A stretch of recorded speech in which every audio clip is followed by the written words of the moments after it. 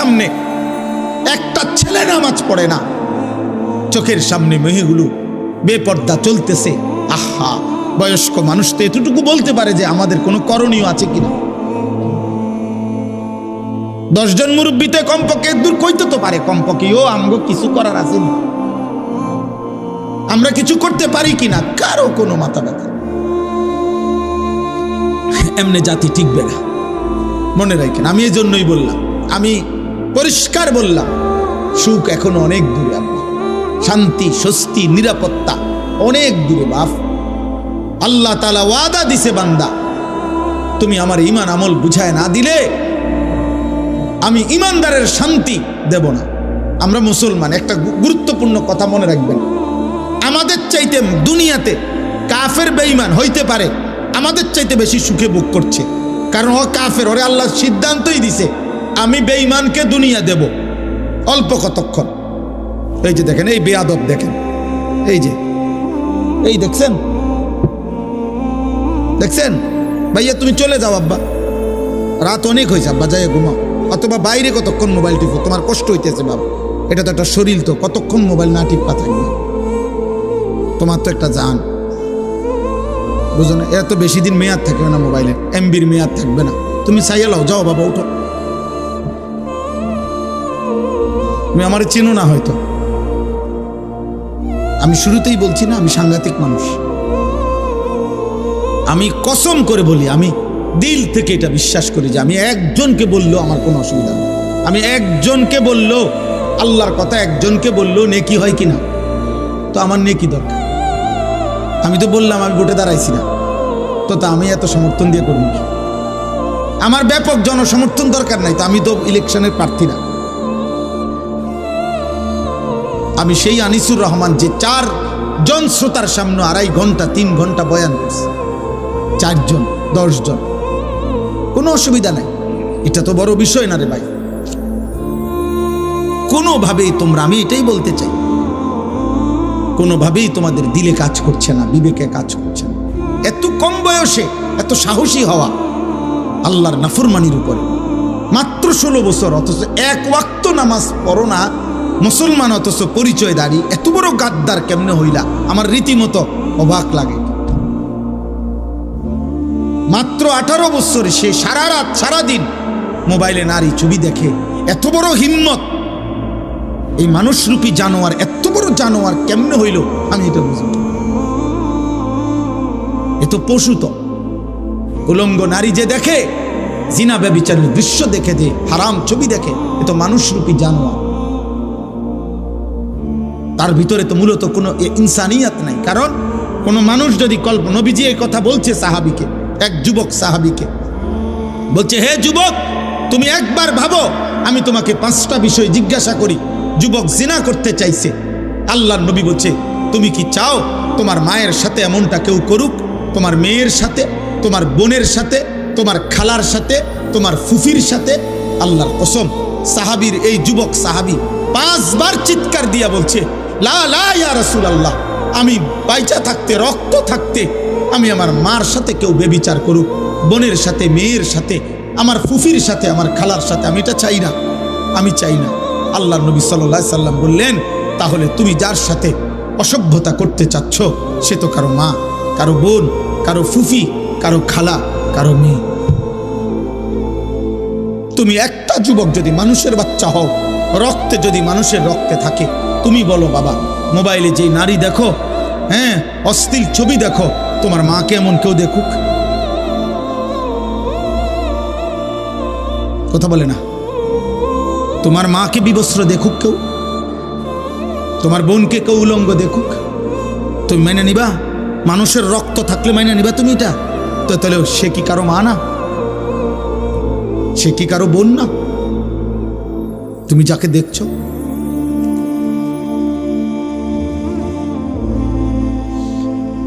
আর যদি বলো ওই দেখায় কেন, তো তুমি তাহলে ভাবো ওর আছেটাই কি, আর যা ছিল তো সে দেখাইয়ে ফেললো।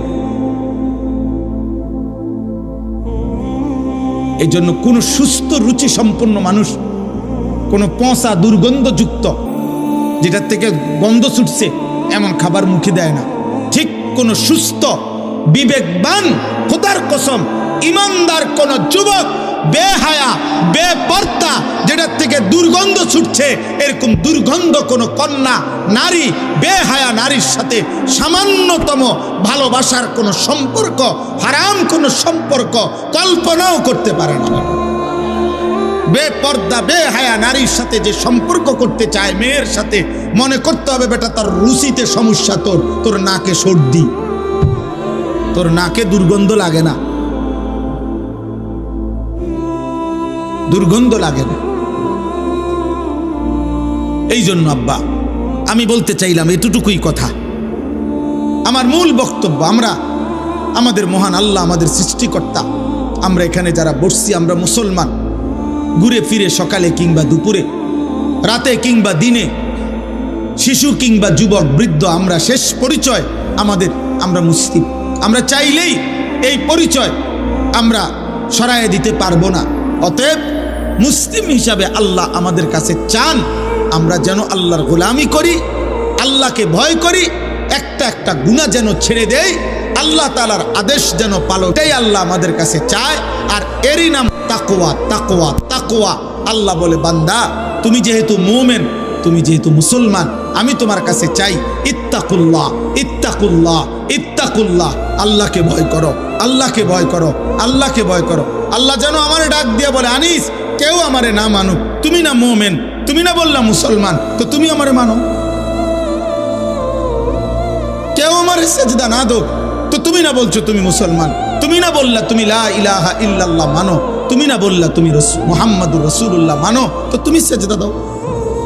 তুমি আমারে ডাকো, তুমিও ডাকবা না আমারে, তুমিও আমার একটা সেজদা দিবা না, তাহলে তুমি ধর্মের পাশে ইসলাম লেখলা কেন?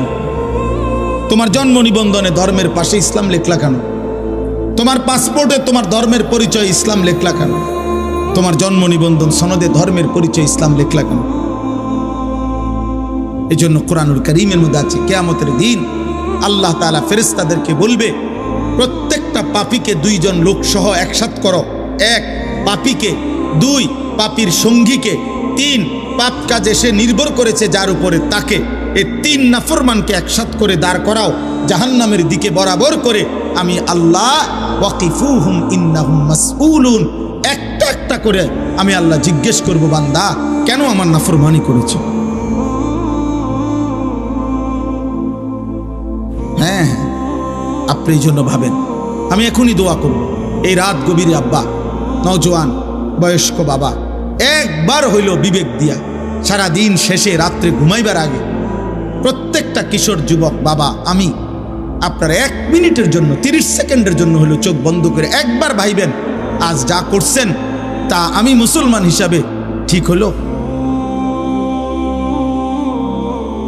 সারাদিনে 5 ওয়াক্ত নামাজের ওয়াক্ত চলে গেল, আমি একটা সেজদাও দিলাম না। আমার বয়স 40, আমার মালিকের কোরআন আমি একটা পৃষ্ঠা দেখে দেখেও পড়তে পারি না। সারা দিনে 24 ঘন্টার মধ্যে আমি কি 10টা মিনিট আমার আল্লাহর নামের জিকির করতে পারতাম না? হ্যাঁ, আমার আজকের সারা দিনের উপার্জন 1000 টাকা, আমি কি আমার আল্লাহর পথে 10টা টাকা খরচ করতে পারতাম না? কোনোদিনই মনে পড়লো না। এতটুকু হিসাব মিলাই, এটা আল্লাহর কোরআনে বলছে, ওয়াল তানজুর নাফসুম মা কদ্দামাত লিগাদ, বান্দা তুমি হিসাব কইরো আজকের দুনিয়া থেকে আগামীকালকের আখিরাতের জন্য কি পাঠাইছো। 2 নম্বরে আল্লাহর নবী বলছেন, আল কাইয়িসু মান দানা নাফসাহু, বুদ্ধিমান সে যে নিজের হিসাব করে। নবীজি বলছেন, হাসিবু ক্বাবলা আন তুহাসাবু, আল্লাহ তোমার হিসাব নেওয়ার আগেই নিজের হিসাব তুমি করো। আল্লাহ আমাদেরকে বুঝ দান, আল্লাহ আমাদেরকে বিবেক দান করে।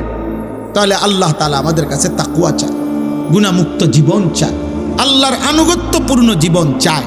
এটাই আল্লাহ এখানে বলছেন যে বান্দা, এই শেষ কথা, আল্লাহ তাআলা বলেন, বান্দা আমি চেয়েছিলাম 12 মাস তুমি আমাকে ভয় করবা, আমি চেয়েছিলাম পুরাটা বছর তুমি গুনাহ ছেড়ে দিবা, আমি চেয়েছিলাম তুমি পুরাটা বছর আমি আল্লাহর আনুগত্য করব।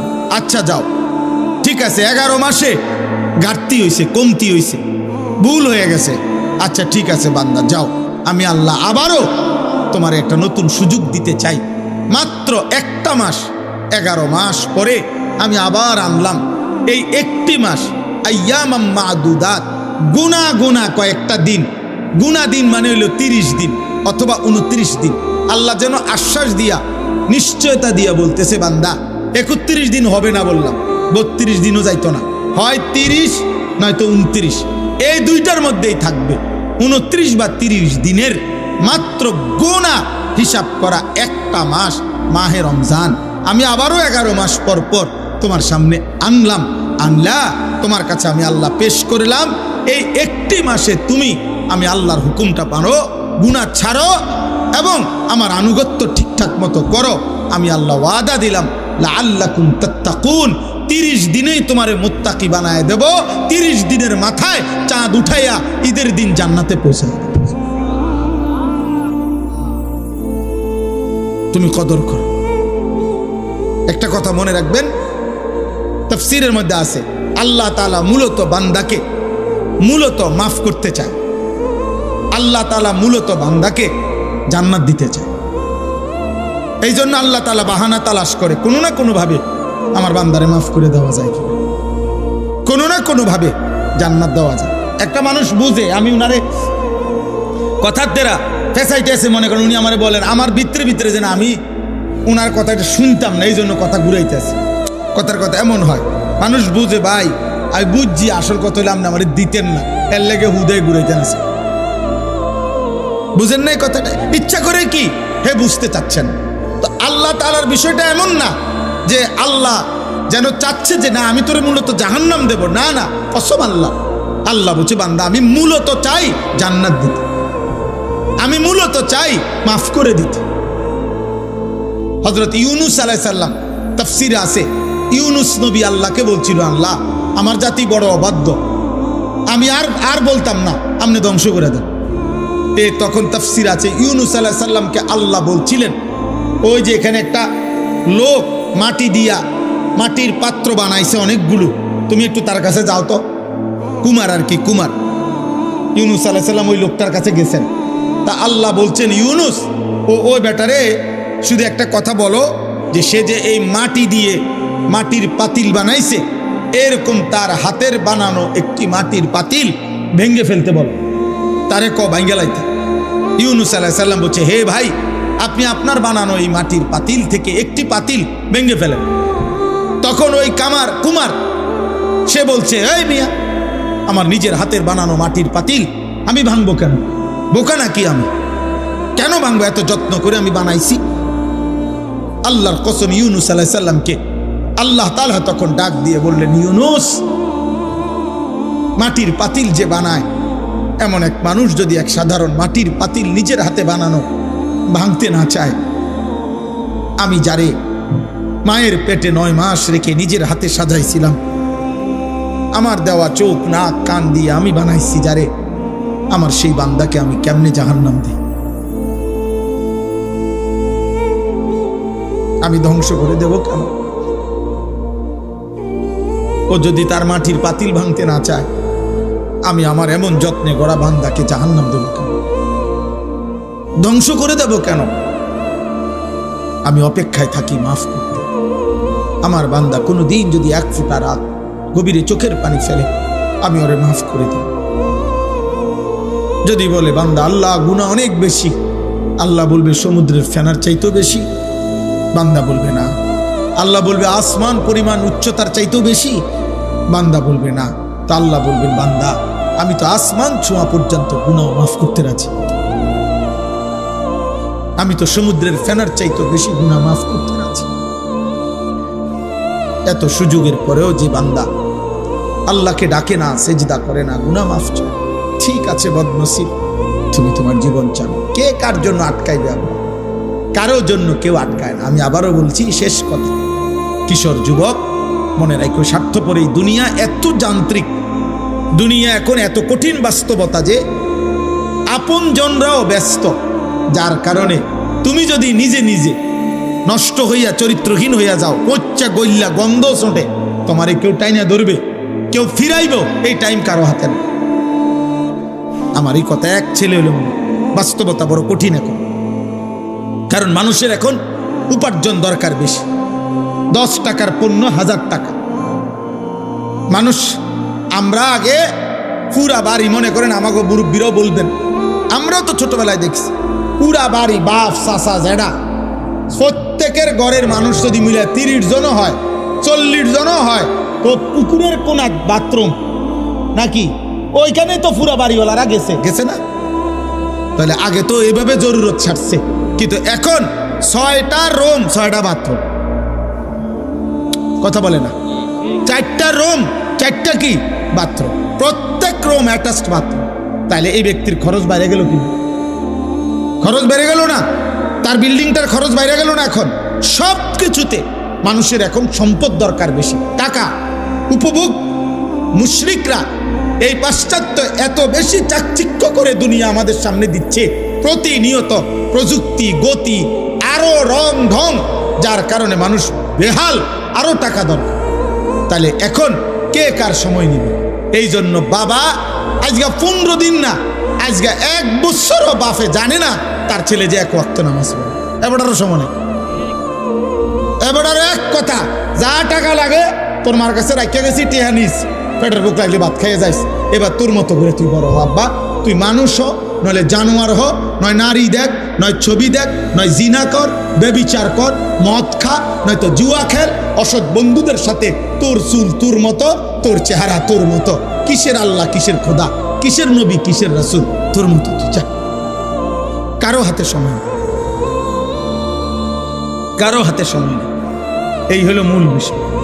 আগে আমরা মনে আছে দুপুর 2টা বাজে গেছে, নানার বাড়িতে বেড়াইতে গেছি, তো এখনো ভাত খাইতে যাই নাই, ছোট মামা আইছে, বড় মামার বড় ছেলে মামতো ভাই উনি আইছে, ছোট্ট মামতো ভাই একজন আইছে, সবাই খুঁজে দৌড়াদৌড়ি, হ্যাঁ তাড়াতাড়ি ভাত খাইতে যাইতে বলছে। আর বাড়িতে গেছি, আর সবাই মিল্লা ধমকানি, দুষ্ট হয়ে গেছ, 2টা বাজে গেছে, অন্য ভাত খাইতে আইও না। তাইলে কথার কথায় সবাই টেনে ধরছে, আজ আর টেনে ধরার কেউ নাই। ফলে সংখ্যাগরিষ্ঠ ছেলে পেলে নষ্ট হওয়ার পিছনে অভিভাবকের এই গাফলতি আর খামখেয়ালি প্রচন্ডভাবে দায়ী, যার কারণে ছেলেদের অধিকাংশের চেয়ে, আপনি দেখেন এখানে, আপনি ছেলেগুলোর দাঁড় করায় দেখেন, জিজ্ঞাসা করেন বাবা তোমার চুলটা কার মতো, সে বলতে পারবে না। একটা ছেলেকে বলেন যে বাবা তুমি আজকে সারাদিনে যে পেশাব করছো, পানি নাও নাই, টয়লেট পেপার ব্যবহার করো নাই কেন? আর এটা তুমি কি একবার কুত্তা দেখছো যে কুত্তার সাথে মিলে নাকি মানুষের সাথে মিলে? তুমি একটাবার দেখো।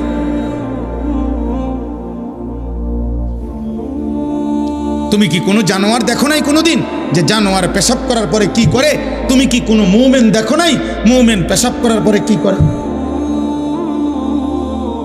আল্লাহ আমাদেরকে বুঝ দান করেন, আল্লাহ আমাদেরকে কবুল করেন। আজকের এই মুবারক মাহফিল আল্লাহ তাআলা ভরপুর বরকত দান করেন। আমার জিন্দিগির একটা ফিকির ছিল, আমার জীবনের একটা স্বপ্ন, এই শেষ কথা আমার দোয়া করছি আপনাদের কাছে।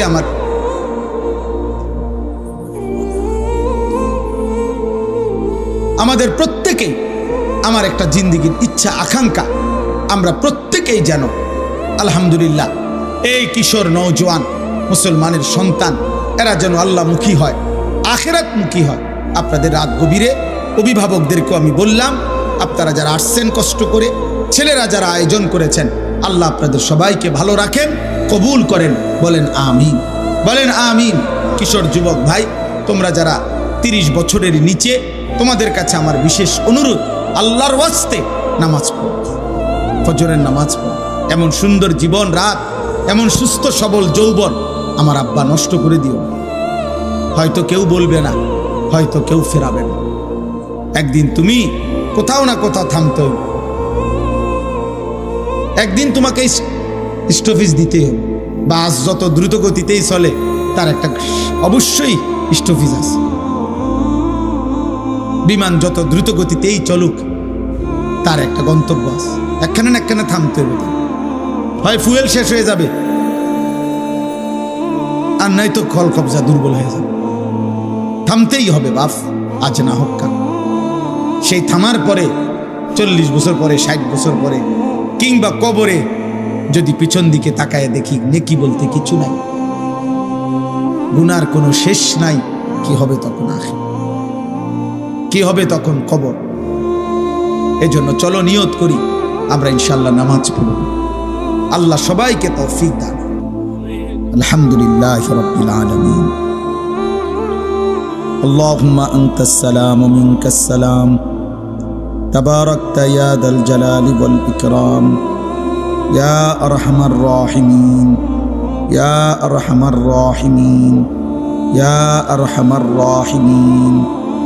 রব্বানা যালামনা আনফুসানা ওয়া ইল্লাম তাগফির লানা ওয়া তারহামনা লানাকুনান্না মিনাল খাসিরিন।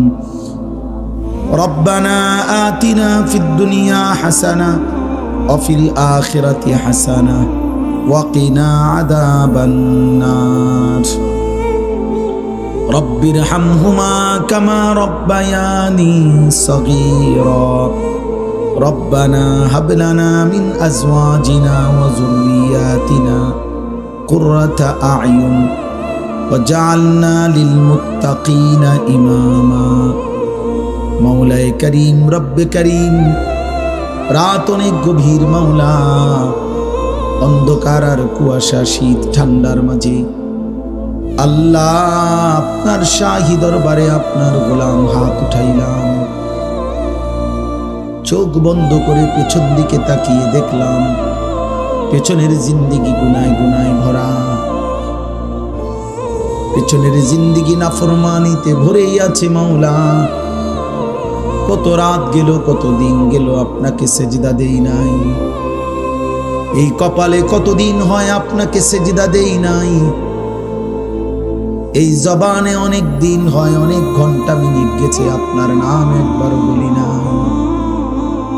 জমিন আপনার, আসমান আপনার, সৃষ্টি আপনার, আল্লাহ সব আপনার, ভোগ করেও আপনাকে ডাকতে পারি নাই। ভুলেই গেলাম মাওলা আপনাকে। চোখ বন্ধ করে তাকিয়ে দেখি পিছনটা শুধুই অন্ধকার, অন্ধকার, অন্ধকার। আপনি মাফ করে দেন। রাত গভীরে মাওলা আপনি মাফ করে দেন, আপনি মাফ করে দেন, আপনি মাফ করে দেন, আপনি মাফ করে দেন, মাফ করে দেন, আপনি মাফ করে দেন, মাফ করে দেন, মাফ করে দেন, মাফ করে দেন। আপনি গফফার, আপনি গফুর, আপনি রহমান, আপনি রহিম, আপনি মাফ করে দেন। আযাব দিলে আপনার কোনো লাভ নাই, মাফ করে দিলে আপনার কোনো ক্ষতি নাই। মাফ করে দিলে আপনার ভান্ডারে কমবে না, মাফ না পেলে আমাদের উপায় থাকবে না। আয় আল্লাহ আপনি মাফ করে দেন, আয় আল্লাহ আপনি মাফ করে দেন। হাসবুনাল্লাহু ওয়া নি'মাল ওয়াকিল, নি'মাল মাওলা ওয়া নি'মান নাসির। লা ইলাহা ইল্লা আনতা সুবহানাকা ইন্নী কুনতু মিনাজ জালিমিন। আয় আল্লাহ আপনি মাফ করে দেন। মাকে মাফ করে দেন, বাবাকে মাফ করে দেন, দাদা দাদি নানা নানিকে মাফ করে দেন, আত্মীয় স্বজন বংশধরকে মাফ করে দেন, সমস্ত কবরবাসীদেরকে মাফ করে দেন। কিয়ামত পর্যন্ত কবরের আযাব মাফ করে দেন। কবরগুলোকে জান্নাতের টুকরা বানায় দেন। আপনার নূরে রহমত দ্বারা ভরপুর করে দেন। আল্লাহ আমাদেরকে মাফ করে দেন। আল্লাহ আমরা যারা বেঁচে আছি, কিশোর, যুবক, বয়স্ক, বাবা, চাচা, দাদা, মা, বোন, হুজুর, পাবলিক, আমরা সকলকেই মাফ করে দেন। সিজদাওয়ালা কপাল বানিয়ে দেন, কাঁদনেওয়ালা চোখ বানিয়ে দেন, জিকিরওয়ালা জবান বানিয়ে দেন, মোহাব্বতওয়ালা দিল বানিয়ে দেন, সুন্নাতওয়ালা জীবন বানিয়ে দেন। আল্লাহ প্রতিটা কিশোর যুবককে বদলে দেন। আমি ভিক্ষা চাইলাম মাওলা। আল্লাহ এরা আমাদের সন্তান, এরা আমাদের ছোট ভাই মাওলা। অনেক দিন হয়েছে অনেকে নামাজ পড়ে নাই, সিজদা দেয় নাই। আল্লাহ আমার সন্তানদের পক্ষ থেকে আমি মাফ চাইছি, ছোট ভাইদের পক্ষ থেকে আমি মাফ চাইছি মাওলা। মাফ করে দেন, মাফ করে দেন। একটা ছেলেকেও বঞ্চিত কইরেন না, একটা ছেলেকেও না মাওলা, একটা ছেলেকে। আল্লাহ আল্লাহ আল্লাহ আল্লাহ আল্লাহ আল্লাহ আল্লাহ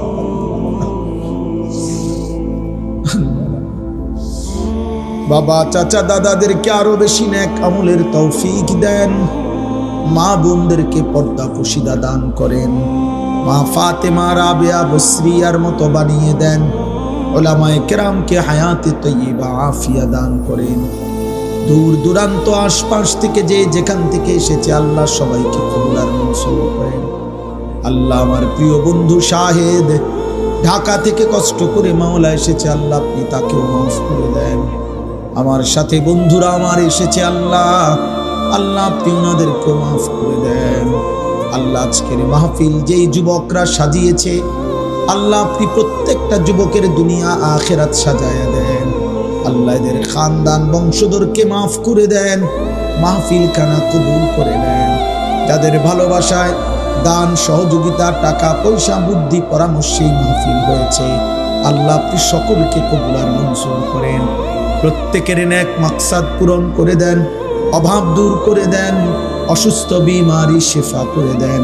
প্রবাসী বিদেশের জমিনে যারা সহি সালামতে নিরাপদে রাখেন মাওলা, আল্লাহ আল্লাহ আল্লাহ আল্লাহ যার যত নেক মাকসাদ আছে পূরণ করে দেন, অভাব দূর করে দেন, আমার দেশকে নিরাপদ করে দেন। আল্লাহ নির্বাচনকে সামনে রেখে মারামারি হানাহানি থেকে আমার জাতিকে বাঁচান। প্রতিটা মানুষের জান মান ইজ্জত আবরু আপনি হেফাজত করেন। আল্লাহ একজন ইনসাফগার ন্যায় পরায়ণ আদেল শাসক আমাদেরকে দিয়েন মাওলা, কোন জালিমের হাতে তুলে দিয়েন না, কোন জালিমের হাতে তুলে দিয়েন না।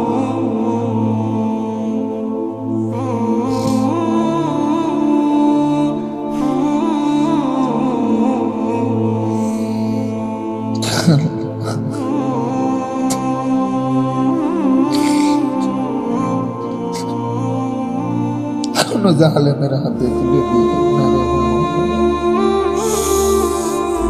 ইজ্জত নিয়ে বাঁচতে চাই মাওলা,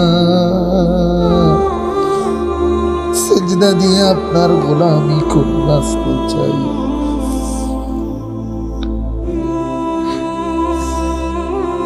আল্লাহ বিবি বাচ্চাকে ঈমান আমলের উপরে রেখে যেতে চাই, আপনি দয়া করে মাফ করে দেন।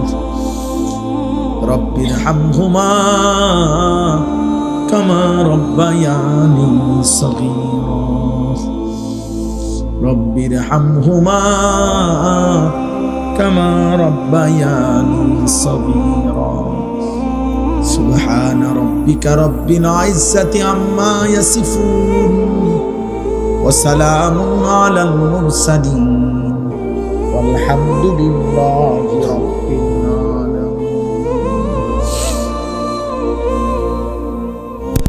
ভিডিও রেকর্ড করে তারই ধমক দিয়ে বাইর করে দেব, অবশ্যই বের হয়ে যেত।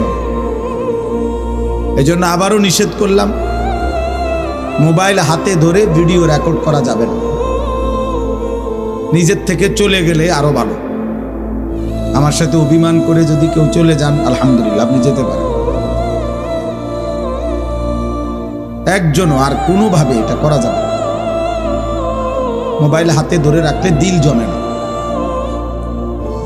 হৃদয়ে কথা ঢোকে না। ছোট বড় প্রতিটা আয়োজনের মধ্যে অনেক কষ্ট আছে। একটি মাহফিলের ইন্তজাম করতে গিয়ে অনেক মেহনত করতে হয়, 10 টাকা 20 টাকা 50 টাকা এইভাবে সকলের কম বেশি টাকা সম্মেলন একসাথ করে অনেক ঘাম অনেক মেহনতে দৌড়াদৌড়ি করে মাহফিল। আমার এই মনে করেন আমি একজনকে দাওয়াত দিতে গিয়ে এই ছেলেদের যুবক ভাইরা অনেক কষ্ট করছে। আমার একজন ঢাকা বন্ধু আছে, ওই বন্ধুর মাধ্যম হয়ে বেশিবার আবদার করছে। তো সব মিলাইয়া এইভাবে প্রত্যেকটা ওয়াইজকে অনেক কষ্ট করে দাওয়াত দিছে। এই পোস্টার, হ্যান্ডবিল, এত বড় প্যান্ডেল, এই সব কিছু একটা উদ্দেশ্যটা হলো আখেরাতের একটু উপকার। সওয়াব হওয়া, নেকি হওয়া, নেকি মাকসাদ।